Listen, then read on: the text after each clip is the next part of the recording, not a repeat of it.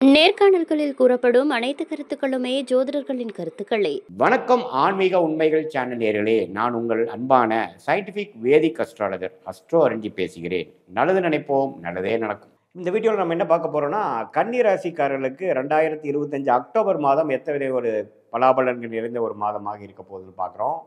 ஆண்டு கிரகம் என்று சொல்லப்படுகிற குரு 10ஆம் இடத்துல வந்து 2ஆம் இடத்தை, 4ஆம் இடத்தை, 6ஆம் இடத்தை பார்க்குறார். ரொம்பவும் நன்று. கடந்த ஒரு 4 மாதமாகவே பார்த்தீங்கன்னா இடம், வீடு, வண்டி, வாகனம், தாயாருங்கிற விஷயத்தினால நல்ல ஒரு பெனிஃபிட்டு நல்லா பண்ணுறோம். சில பேர் வீடு கட்டுறாங்க, வீடு வாங்குறாங்க, இடம் வாங்குறாங்க, தாயாருக்கு சில விஷயங்கள் பாசிட்டிவாக நடக்குது. கடன்பட்டு லோன் வாங்குறது, கடன் லோன் வாங்கி வீடு வாங்குறது, லோன் வாங்கி ஒரு பழைய காரை கொடுத்து புது கார் வாங்குறது, வண்டி வாகனத்தை மாற்றுறதுங்கிற மாதிரி நல்ல சில சுப விஷயங்கள்லாம் நடந்து கொண்டு தான் இருக்கிறது. இது நம்ம இந்த வீடியோ என்ன பார்க்க போகிறோம்னா, சயின்டிஃபிக் வேதிக் அஸ்ட்ராலஜி முறையில் எந்த விதத்திலும் மிகைப்படுத்தாமல் துல்லியமாக பலாபலன்கள் வந்து கன்னிராசிக்காரர்களுக்கு எப்படி இருக்க போகுது, எப்படி வந்து உங்களோட கர்மா செயல்பட போகுது, பரிகாரம் அது மாதிரி மூட நம்பிக்கையில் போகாமல் பார்க்க போகிறோம். இப்போ பாருங்கள், சனி 7ஆம் இடத்துலேருந்து ராசியை பார்க்கும்பொழுது குரு வந்து ராசியிலேருந்து விலகினால சனி பார்க்கும்பொழுது அதிகமான உழைப்பு, நம்ம வந்து எக்ஸ்ட்ரீமான சில எஃபோர்ட்ஸ் எடுக்க வேண்டிய விஷயங்கள்லாம் இருக்குது. இதுவரை வந்து நம்ம சிலதை வந்து பொறுமையாக இருந்ததெல்லாம் இப்போ வந்து அரங்கேற்றத்துக்கு வரும். நிறைய உழைப்பு, நிறைய ஆக்டிவிட்டீஸ்லாம் செய்யக்கூடிய அமைப்பு இருக்குது. பங்குதாரர்கள், நண்பர்கள், கிளையண்ட்ஸ், கொலீக்ஸ் இடையே நிறைய போக்குவரத்து, நிறையா புழக்கங்கள், நிறையா டிரான்சாக்ஷன்ஸ்லாம் பண்ணக்கூடிய அமைப்புகள் கண்டிப்பாக உண்டு. நிறைய பேர்த்த மீட் பண்ணுவீங்க, நிறையா கான்ட்ராக்ட்ஸு, தொழில் இருக்கிறவங்களாம் நிறைய மார்க்கெட்டிங் பண்ணுவீங்க, நிறைய புது புதிய ஏரியாவில் போய் உங்களுடைய ப்ராடக்ட்ஸ் கொண்டு போவீங்க.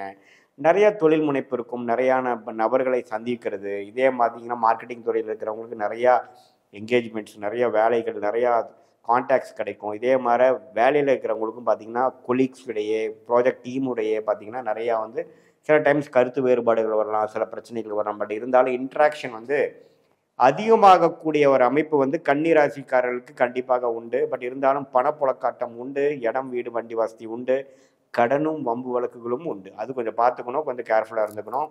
அதே சமயத்தில் ராகு வந்து 6ஆம் இடத்திலும் கேது 12ஆம் இடத்திலும் இருக்கும்போது சில பேர்த்துக்கு பார்த்தீங்கன்னா இம்போர்ட் எக்ஸ்போர்ட் பண்ணுறவங்களுக்கு நல்ல பெனிஃபிட்ஸ்.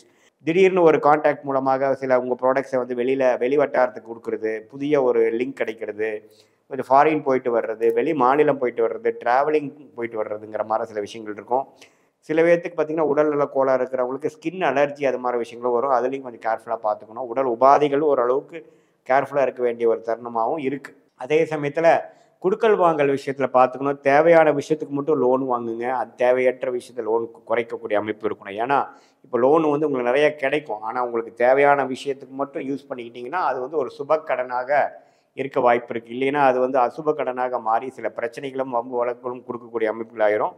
ஸோ கொஞ்சம் கேர்ஃபுல்லாக பண்ணக்கூடிய அமைப்புகள் இருக்குது. இப்போ மாத கிரகத்தின் சஞ்சாரங்கள் வந்து எப்படி போகுதுன்னு பார்த்தா, ராசி அதிபதியாகிய புதனே பார்த்தீங்கன்னா ராசிக்குள்ளே இருக்கிறது அற்புதம். அதே சமயத்தில் இந்த மாதத்தின் செகண்ட் வீக் அப்புறம் 2ஆம் இடத்துக்கு வந்து குரு பார்வை பெறுவதும் நல்ல ஒரு அமைப்பு. ஸோ இந்த நேரத்தில் பார்த்தீங்கன்னா நீங்கள் சில விஷயங்கள் முடிவுகளை எடுத்து சில செயல் திட்டங்களை தீட்டி நீங்கள் செஞ்சுக்கணும். ஏன்னா ராசி அதிபதி மட்டும் இல்லாமல் ராஜயோகாதிபதி சுக்கிரனும் ராசிக்குள்ளே வருகிறார். ஸோ அப்படிங்கிறப்ப இந்த டைம் வந்து நீங்கள் கொஞ்சம் மேஜிக் மாதிரி நடக்கக்கூடிய டைம். புதிய கான்டாக்ட்ஸ் மூலமாக சில தொழில்நுட்பங்கள், சில அடுத்த லெவல் ஆஃப் க்ரோத்து, வேலையில் நல்ல மாற்றங்கள், வேலையில் உயர்வு, கவர்மெண்ட் ரிலேட்டடான விஷயத்தில் நல்ல பாசிட்டிவான விஷயங்கள், காம்படிட்டிவ் எக்ஸாம்ஸ் எழுதுகிறவங்க நல்ல கிளியர், மாணவர்கள் நல்லா தேர்ச்சி பெறுவது, நம்ம நினச்ச கோர்ஸ் கிடைக்கிறது, நினச்ச அமைப்புகள் என்ன அவங்க ட்ரை பண்ணுறாங்களோ, வெளிநாடு விஷயம் எதாக இருந்தாலும் ஓரளவுக்கு பாசிட்டிவாக நடக்கக்கூடிய அமைப்புக்கு வந்து செகண்ட் வீக் ஆஃப் அக்டோபர்லேருந்து நடக்கக்கூடிய அமைப்புகள் கட்டாயம் கன்னி ராசிக்கு இருக்குது. ஏன்னா ராசி அதிபதி வந்து குருவின் பார்வை வரார். அதே மாதிரி சூரியனும் குரு பார்வை வரும் பொழுது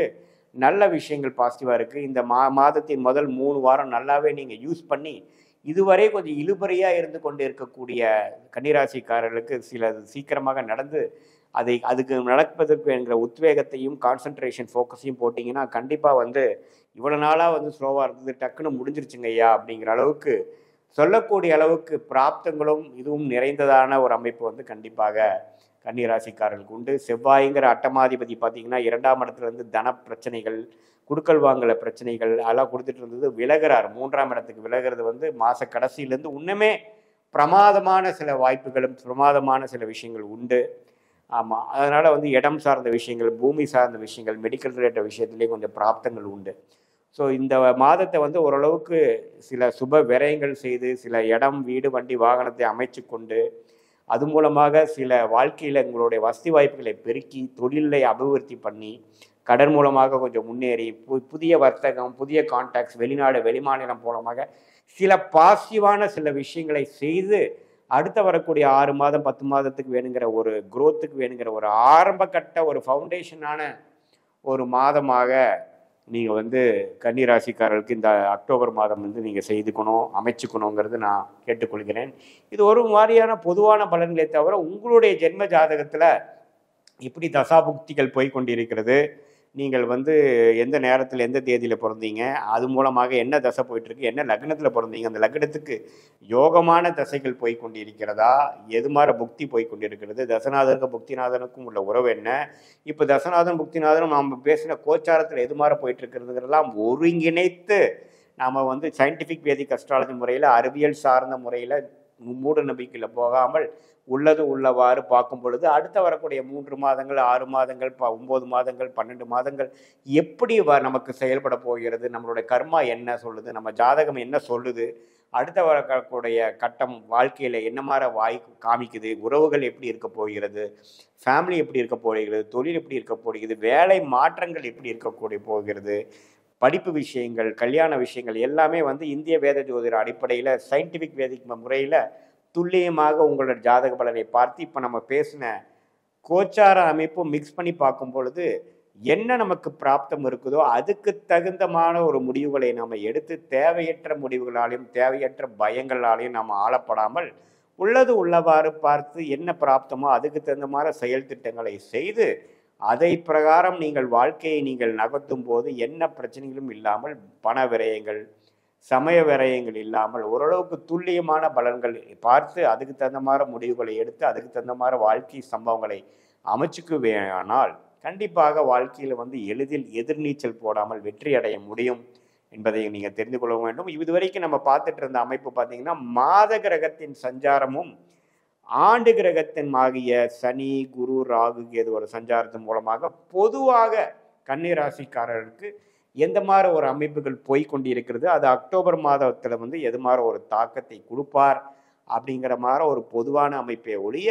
உங்களுடைய ஜென்ம ஜாதகத்தை அதோட மிக்ஸ் பண்ணி பார்க்கும் பொழுது ஒரு ஜாதகமும் தனி கர்மா. ஏன்னா ஒரு லக்ன புள்ளி எங்கே விழுந்திருக்கு, என்ன நட்சத்திரத்தில் பிறந்தீங்க, அந்த நட்சத்திரத்திலிருந்து தான் அந்த தசா பெல்ட் வருது. அந்த லக்னத்துக்கு வந்து இப்போ போயிட்டு இருக்கிற தசா பெல்ட் வந்து 6ஆம் வீட்டு அதிபதி திசையா, 8ஆம் வீட்டு அதிபதி திசையா அல்லது ராஜயோக திசைகளா, இது எல்லாம் சேர்த்து வைத்து பார்க்கும் பொழுதுதான் நம்மளுடைய தசாபுக்திகள் வந்து என்ன செய்யக்கூடிய அமைப்பில் இருக்குது, அது கோச்சாரம் வந்து சீக்கிரமாக அந்த அமைப்புகளை கொடுக்கக்கூடிய அமைப்புகள் இருக்கா, பலன்களை கொடுக்கக்கூடிய அமைப்புகள் இருக்கா, அல்லது டிலே பண்ணக்கூடிய தாமதம் செய்யக்கூடிய அமைப்புகள் வந்து இருக்காங்கிறது நம்ம துல்லியமாக பார்த்து கரெக்டான முறையில் ஆலோசனை பெற்று நம்ம வாழ்க்கை முடிவுகளை எடுக்குமேயானால் எளிதில் வாழ்க்கையில் வெற்றி பெற முடியும் என்று சொல்ல விரும்புகிறேன்.